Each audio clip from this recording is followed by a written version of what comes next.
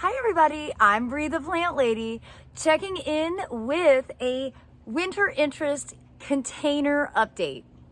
Now, if you've been following my videos, you know I've been really busy getting all of my container plantings redone with plants that are more tolerant of the winter season temperatures that we experience here in Zone 7, Central North Carolina.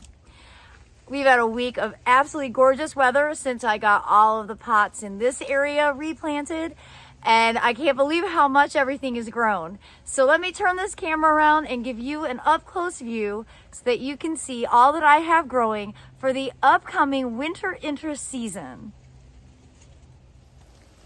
Well, these large pots that flank the seat at the fire pit were planted a week ago today, and I can't believe how well they're doing. You can see we've got some violas and some cauliflower. Look, there's a little cauliflower growing in there. But the real show here are the grains. And this is, I believe, wheat. And here we have barley. And those were sown from seed 1 week ago. It's amazing how quickly they germinate at this time of year. They love cooler temperatures and cooler soil. Now across the back here, I've got this big container of mangave that I haven't dealt with yet. I'm gonna have to do this in the next 48 hours. I've not exactly figured out where I'm going to stash it, whether I should just pull the entire planter into safe area for the winter or if I should unpot it. It depends on how ambitious I am. And I am very much emotionally connected to every single plant in this display, and I am not going to let frost take it out. Now you can see over here, these are identical planters, and again, they've just grown so much in a week. I can't believe it's only been 7 days. Now we do have frost coming, and I suspect that the frost will wipe out the fava beans, though I'm not 100% sure. I know fava beans don't like to grow here through the heat of the summer, and I sowed these just on a whim to see how they would do, and of course they're not flowering. I've not gotten any seed set, but it's been great to watch them develop over the fall, and I plan to sow these again probably in early March. I suspect they'll be better performers for spring compared to a late summer planting. Now over here in these 3 white pots, I did the dwarf blueberries, again with more cauliflower. And in this pot here, this is a trial for one of the endless summer hydrangeas to see how it does in a pot. I mean, it's crazy to see it's trying to flower. Poor hydrangeas are always so confused.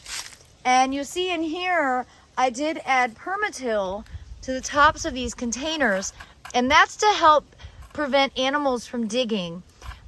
This is great for deterring squirrels and chipmunks, but also cats. You know, I have some furry cats here that love to get into my pots and of course cause some damage. Now my entry planters, which are all wheat, have germinated perfectly. I just think they're so pretty. Remember, I have tulips planted in both of these as well. Those will probably start to emerge sometime, late February, early March. And those will bloom and then sort of die back, and the wheat will continue to grow. And it'll look really awesome and be in flower like April, May, and I'll ultimately harvest these in June. So, the tulips are really just a very temporary measure. But the wheat is something that you'll get enjoyment from really for the long term, about 6 months. Up here on the back patio, I have a lot of tender stuff sitting here waiting to go in when the temperatures start to drop. But I do have this great foodscape pot here that is definitely ready to start getting harvested from. The kales have done really well, the Swiss chard. It does seem that the grains that I planted in here, which I believe this is barley, aren't quite getting enough sun. So I may need to just sort of temporarily orient this pot differently, just literally twist it so that the barley can get more exposure and strengthen up. The winter interest succulent table is, I think, really maybe my favorite that I've ever done. The red romaine lettuce is growing really well and ready to be starting to get harvested. The violas are beautiful. It's kind of a great pop of color. My favorite thing was the addition of this tumbled glass, which was left over from the fireplace that we did next door. And when I found that, I realized like that was the thing that was really missing from this display. And I'm so pleased with how it's looking now. Well, I have tons of containers here that I might plant some of them for winter, but I really don't need this many pots. I already have a lot already done and wouldn't mind making it so that you actually see the bench a little. And I did get these pots replanted for the cool season.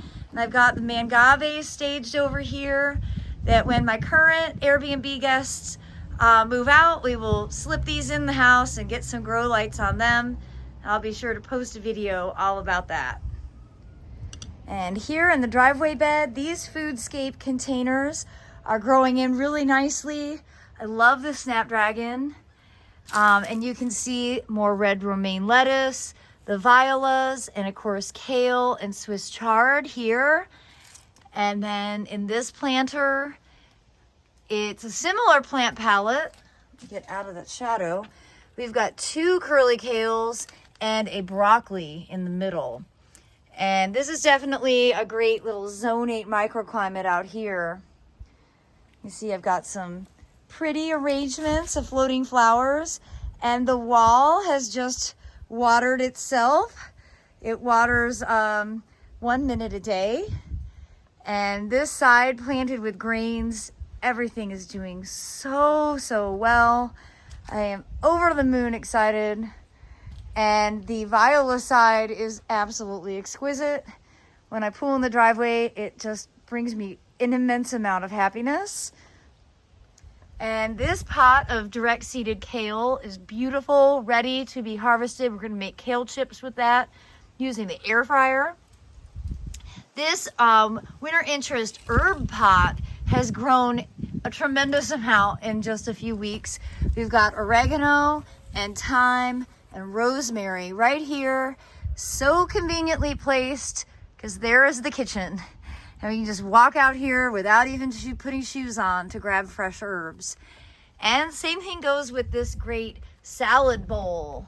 Often I will, recommend putting this on like a patio table, but we're gonna harvest from here tonight for fresh salad. And that is the red romaine, and I think this was oak leaf. These were actually plants that I bought, I believe, from Home Depot. These were transplants, whereas so much else that I do is direct seeding. And as we walk across the front porch area, these containers continue to do great. It'll be interesting to see how they look after we have 32 degrees. I suspect that some of the summer stuff will look a little worse for wear, so I'll just cut that back and have the opportunity to fill in with some more winter interest plants. And I'm so impressed with how well the cauliflowers are doing in this pot. You can see they've got cute little heads already forming. But really the critical component to successful winter interest containers is having these pots in an area that you interact with regularity, that are easy to be able to keep access for water purposes. So a lot of times, like for instance, these containers here, they don't necessarily get rained on because the house blocks the rain. So it's really important to consider the ease of maintenance and, placing your containers in a spot where you have a whole bunch together. So when you're watering one, you can water them all and really do it on your terms. Be sure to grow the vegetables that you enjoy cooking with. That is always something to really be critical, thinking about. Don't put your efforts towards growing something that you don't really ever plan to harvest, because you'll get a lot more enjoyment out of growing all of these things when you're actually bringing that food in and sharing it with your friends and family. Well, I hope you'll be inspired by this quick winter interest container tour, and I hope you'll plant some of your own. Please be sure to give me a like, subscribe to the Breathe the Plant Lady YouTube channel for more practical advice, and share with your friends. And I look forward to sharing more updates with all of you. Thanks so much for watching, everybody.